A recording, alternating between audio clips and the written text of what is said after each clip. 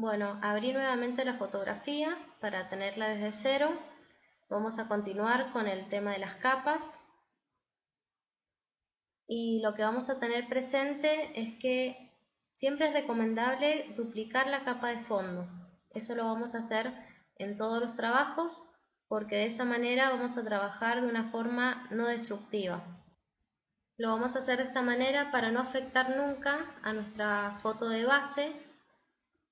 Y en el caso de que yo me equivoque o me arrepienta de alguna modificación o elemento que realicé, simplemente voy a borrar la capa y voy a seguir siempre teniendo la imagen de fondo.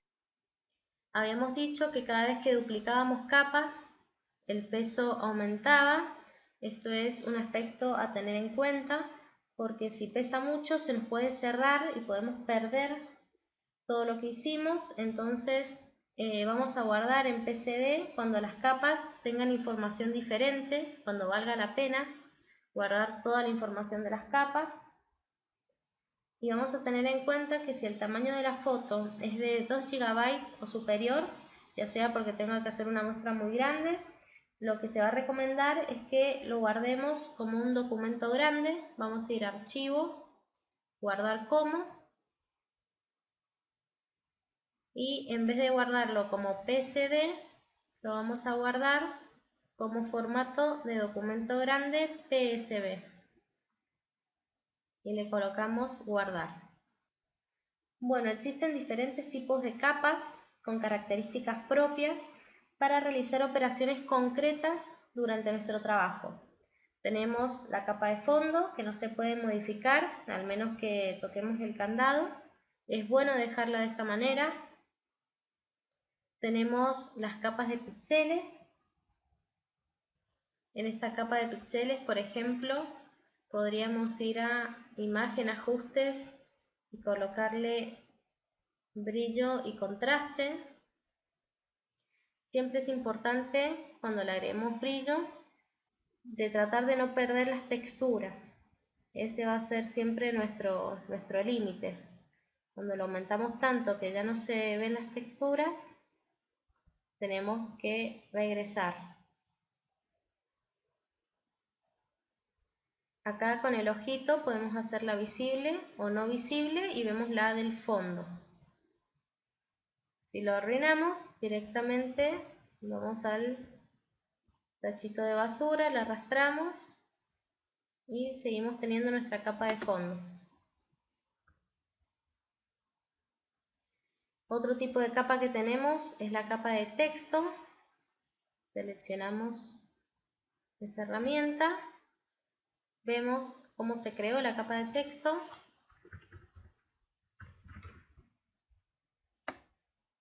Puedo cambiarle la tipografía, cambiarle el tamaño,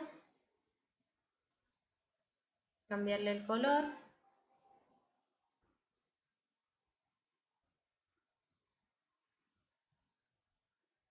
Con la herramienta de mover lo posiciono y luego si quiero volver simplemente hago clic sobre la capa y puedo editarla. Esta capa siempre es editable. Después tenemos la capa de formas. Acá tenemos, por ejemplo, para hacer un rectángulo, una elipse. De rectángulo tenemos para colocarle color de relleno.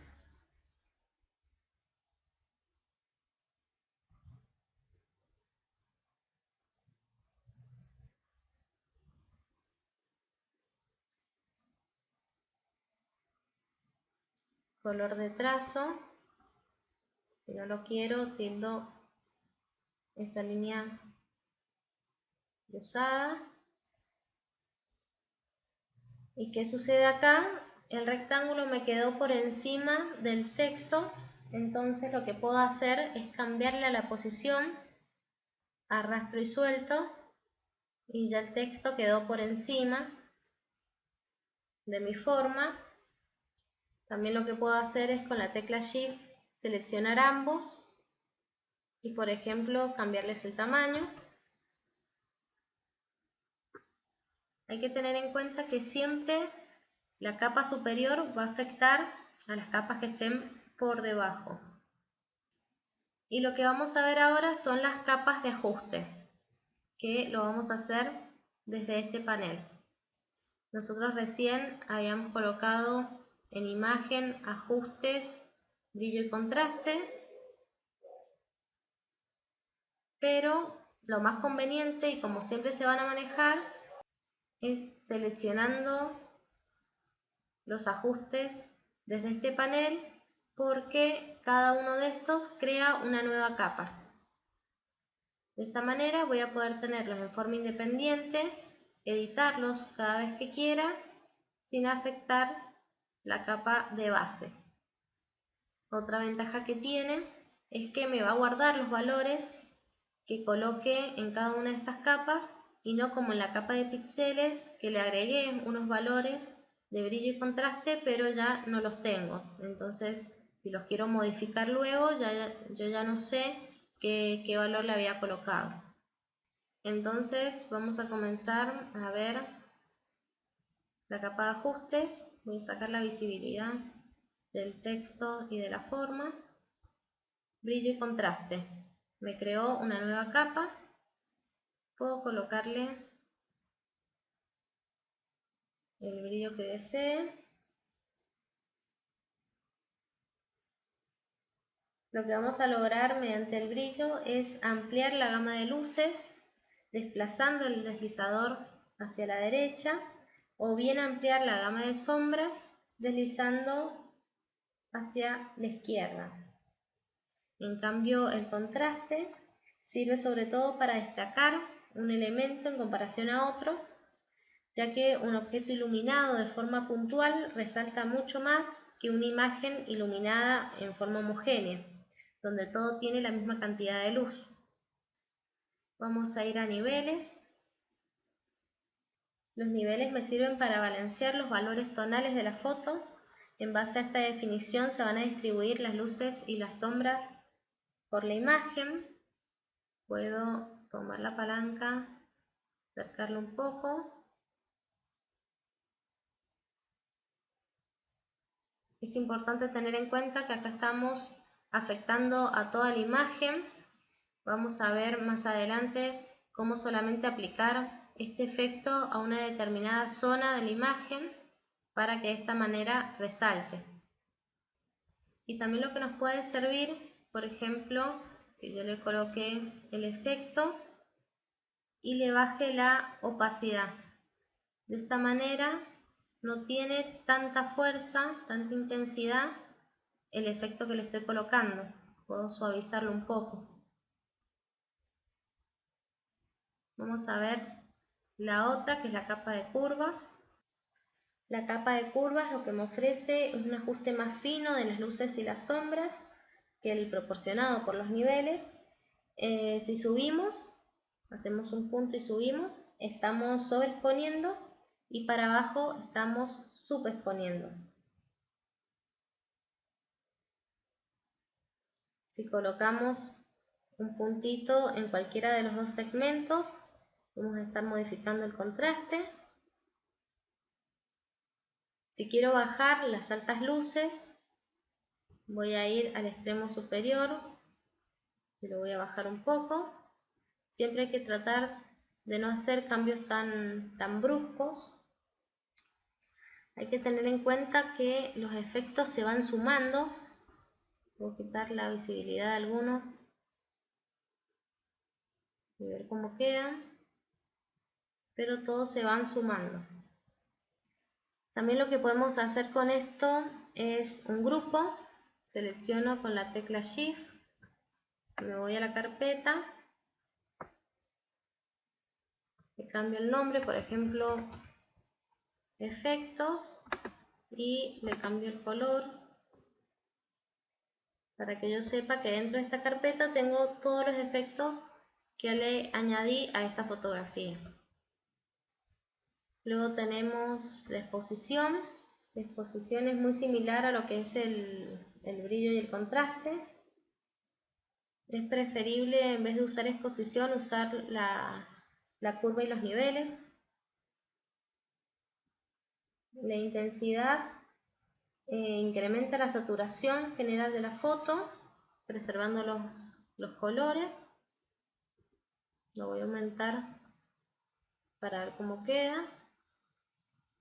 Después tenemos tono y saturación. Esta saturación es mucho más abrupta que la que me da la intensidad.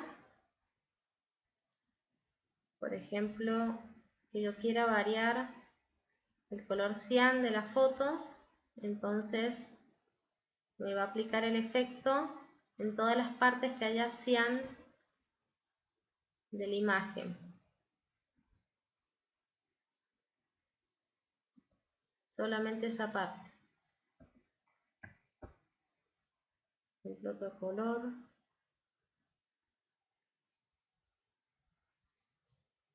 Vamos con el rojo, a ver qué modifica. Está toda la parte de arriba. Lo podemos utilizar para darle algún efecto.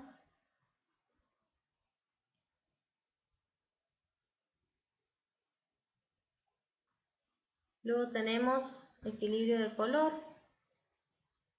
Todo lo he ido agregando a esta carpeta porque la tengo abierta. Lo que me sirve el equilibrio de colores para crear una atmósfera, para darle un ambiente a la foto.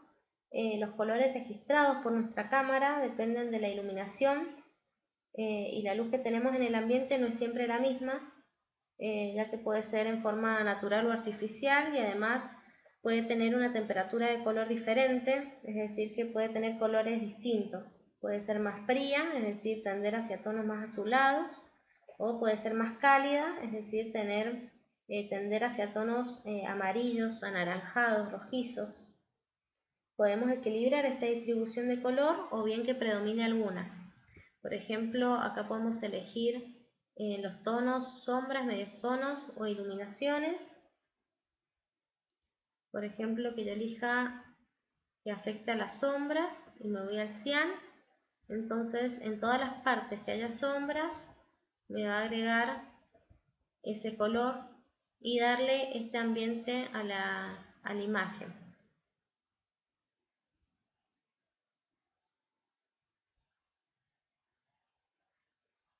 Vamos a probar cómo queda ahí para ir viendo los distintos efectos que hemos ido usando.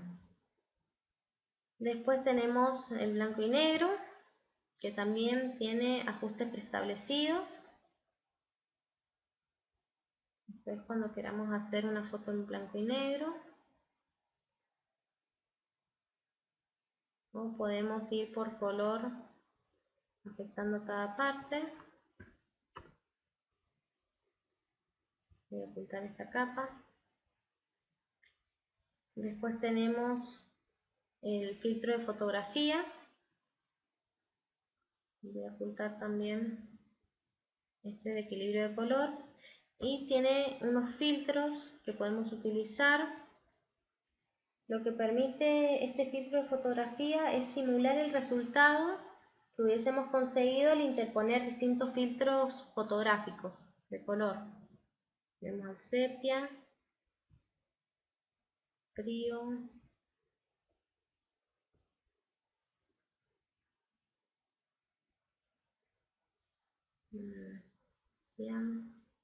y la densidad para que se note más o menos el efecto. Voy a quitar para seguir viendo otras opciones. El mezclador de canales no creo que le den un uso porque con las otras herramientas ya está como bastante completo. En consulta de colores también tengo buenos efectos, alguno que les puede servir para determinados proyectos.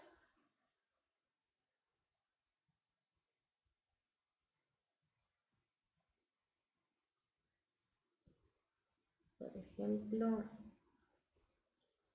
este, y lo disminuyo la opacidad un poco.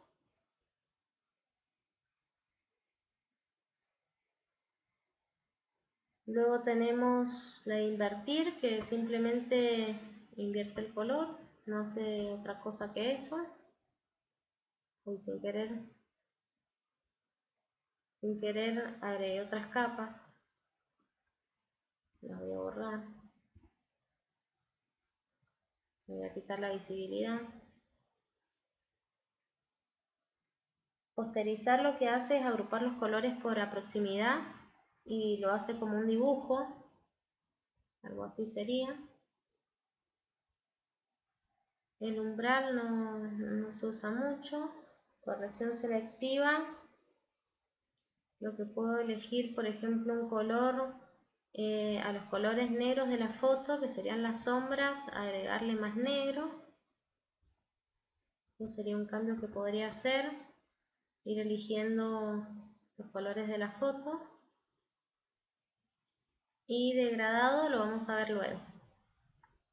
Bueno, hemos visto las capas de ajuste, en su mayoría, cómo se utilizan, para que nosotros podamos hacer una correcta combinación de las mismas y obtener un buen resultado.